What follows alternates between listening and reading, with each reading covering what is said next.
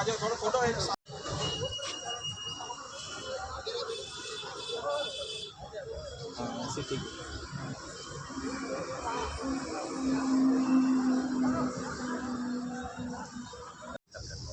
की सेवा कर पाएंगे। तो मेरा आज इस अवसर पे सब लोगों से अनुरोध है कि एज ए सिविलियन जो हमारे जवान देश के बॉर्डर पे काम कर रहे हैं, उनके परिवार में अगर किसी भी तरह की कोई तकलीफ है, उनको किसी भी तरह की कोई परेशानी है, तो किस तरह से हम लोग उनकी तकलीफ को दूर करें, उनकी परेशानियों को दूर करें, इसके लिए हमें सतत रूप से प्रयत्न करते रहना चाहिए। और एक बार इस अवसर पे पुनः मैं सभी जवानों को नमन करते हुए अपने जो शहीद हुए हैं उनके प्रति अपनी श्रद्धांजलि अर्पित करता हूँ।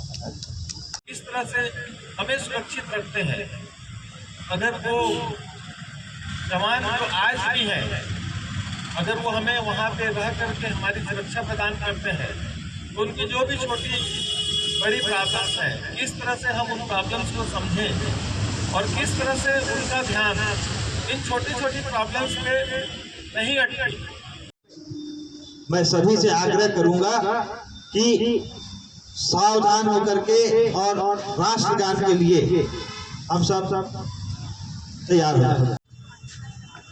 कार्यक्रम की अगली कड़ी में मैं हमारे उपस्थित पूर्व महापौर आदरणीय सुरेश भैया से आग्रह करूंगा कि भारत माता के तेली चित्र पर फूल माला अर्पित करके जवानों की श्रद्धांजलि।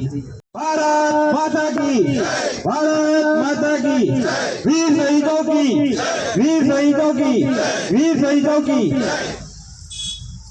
मार्च 1973 में भारतीय सेना से रिटायर हुए हैं और उस समय होने वाले हर एक युद्ध में आपकी महत्वपूर्ण भूमिका रही है।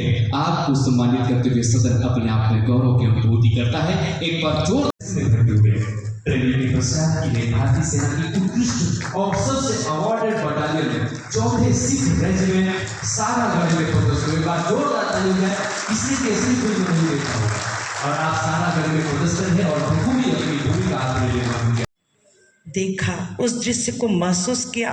वहाँ लड़ाई लड़ी हमारे बीच। यहाँ पे भारतीय सेना के सभी साथी यहाँ पे उपस्थित हैं। मैं उन्हें प्रणाम करती हूँ कि अगर आप ना होते।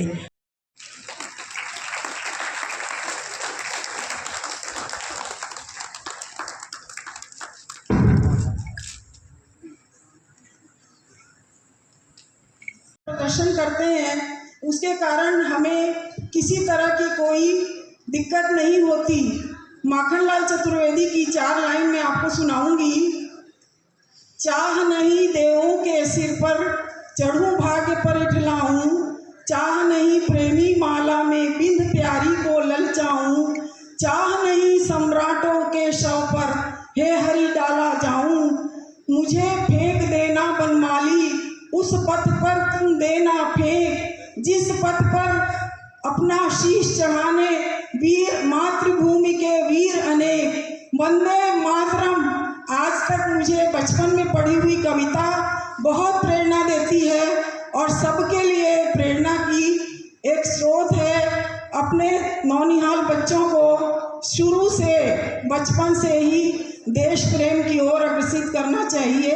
मुझे नैतिक शिक्षा और वीर गाथाओं से परिचय कराना चाहिए। स्कूलों में उनकी वीर गाथाओं का पाठ्यक्रम होना चाहिए। मैं जब भी देश की बात याद आती है तो माखनलाल चतुर्वेदी जी की 2 लाइन भी याद आती है।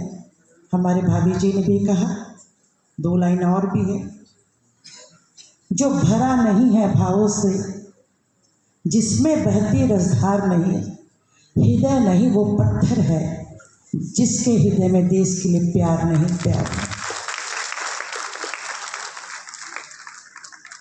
अगर वो दिन ना होता भारत और पाकिस्तान की लड़ाई की, तो आज हम जश्न मनाते यहाँ नहीं बैठते।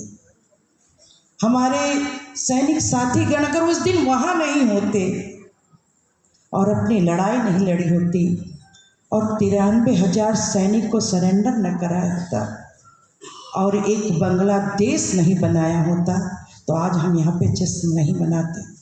आज मना इसीलिए रहे हैं कि जो भी व्यक्ति, जो भी देश अगर भारत देश की ओर देखेगा तो भारत देश कभी सहन नहीं करेगा और अपनी भूमिका निभाएगा और वापस उसको उस देश की ओर खदेड़ देगा।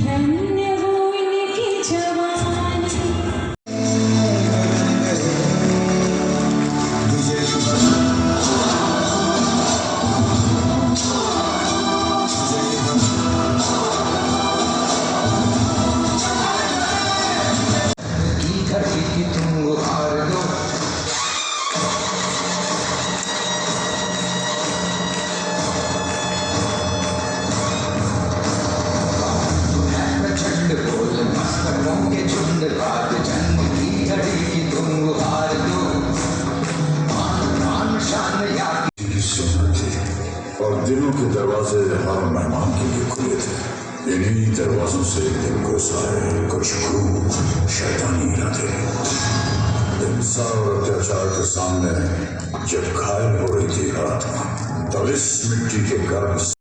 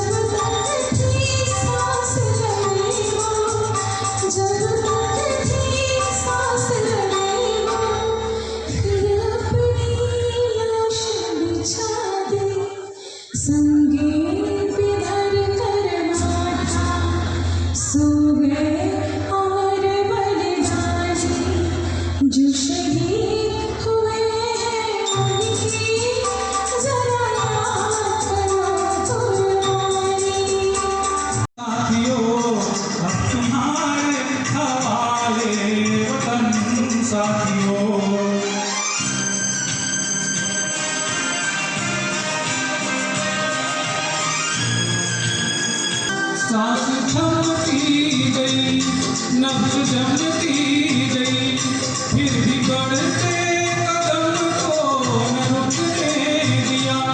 कट गए सर हमारे तो कुछ गम नहीं, सर हिमालय का हमने न झुकने दिया। मरते मरते रहा बांधपन साथियों, अब तुम्हारे हवाले वतन साथियों। कर चले हम फिदा जानो तन साथियों, अब तुम्हारे हवाले वतन साथियों।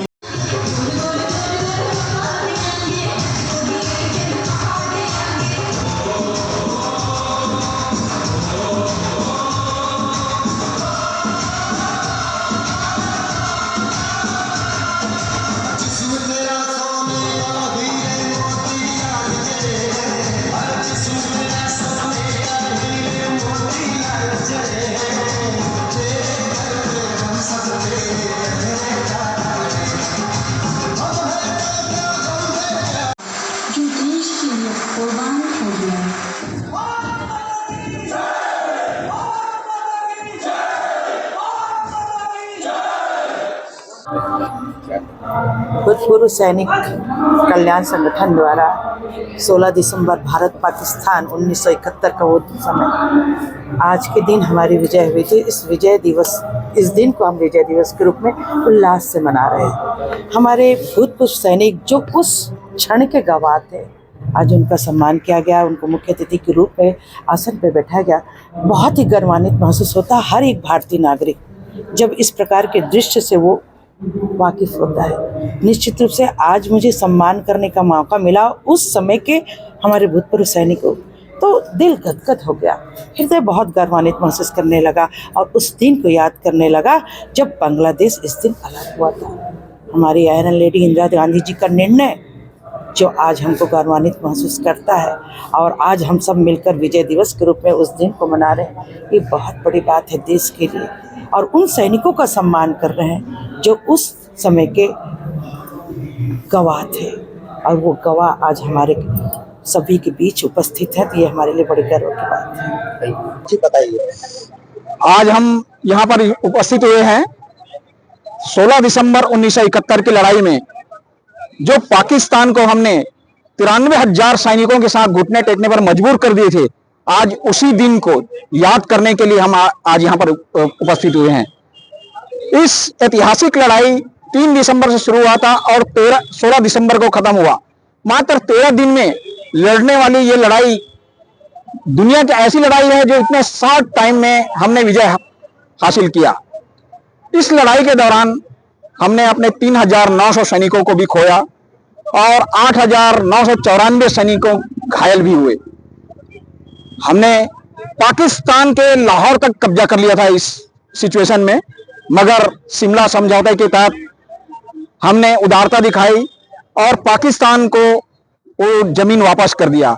मगर जो पूरी पाकिस्तान है जिसे आज बांग्लादेश के नाम से जानते हैं, उसको हमने इस लड़ाई में अलग किया जिसे आज बांग्लादेश के नाम से जाना जाता है।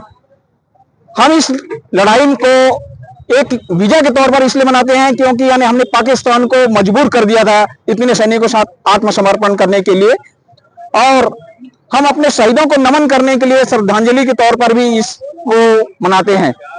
मगर मुझे आज थोड़ा अफसोस इसलिए है कि जिस पाकिस्तान के बांग्लादेश को हमने आज बनाया है, आज उस बांग्लादेश में हमारे माइनॉरिटी और हिंदुओं के साथ में बहुत जुल्म हो रहा है, अत्याचार हो रहा है। आज उनको भी हम एक श्रद्धांजलि दे रहे हैं।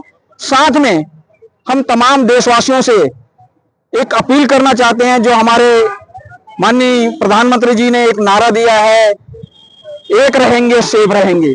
ये कोई राजनीतिक तौर पर नहीं कह रहा हूं, ये बिल्कुल सही बात है। जहां हमारे में एकता होगी, हमें कोई अखंड नहीं कर सकता। तो मैं सभी लोगों से गुजारिश करूंगा कि जिस मोहल्ले जहां भी हैं, एकता के साथ रहें और इस एकता की घड़ी में हम साथ रहें ताकि हमें कोई अलग ना कर सके और हम अपने राष्ट्र के लिए समर्पित हो सके। आज के इस विजय दिवस कार्यक्रम के बाद हम ऑडिटोरियम में एक सांस्कृतिक कार्यक्रम कर रहे हैं जिसमें देश के और अपने राज्य के लोगों को सम्मानित करेंगे जो इस वार में पार्टिसिपेट किए हैं और बच्चों को इस देशभक्ति के लिए प्रेरित करेंगे।